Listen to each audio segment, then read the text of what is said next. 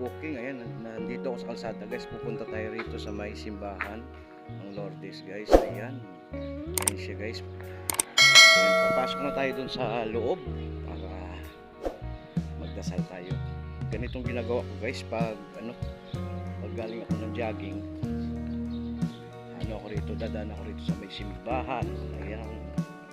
Ito yung Lourdes na sinisimbahan ko. Ayan, si Mama Mary sa likod ko. Ayan. Pasok na tayo.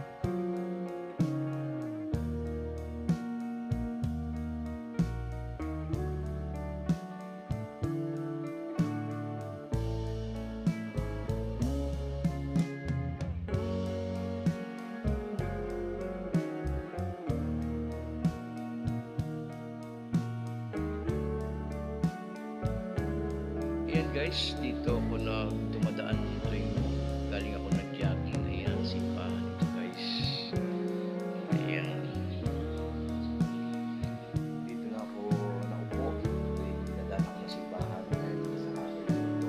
Minsan po kasi ito kaya sa ngayon, sarado dito ako naupo. Ayan, sa isang tulog lang guys.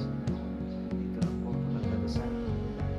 Siyempre, pasalamat tayo sa araw-araw natin mga gawain na ngayon buhay pa tayo. Salamatan natin yan. Binibigyan pa tayo ng lakas ng katawan. Kaya guys, masasalamat po tayo.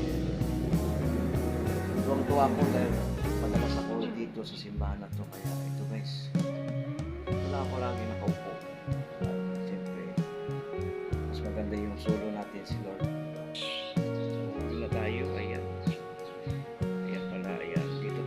I-exit na tayo rito guys. Ayan, ayan si Mama Mary. Ito ang simbahan. Ayan. Ayan. Lalabas na tayo. Ayan, katabi na ng kalsada yun guys.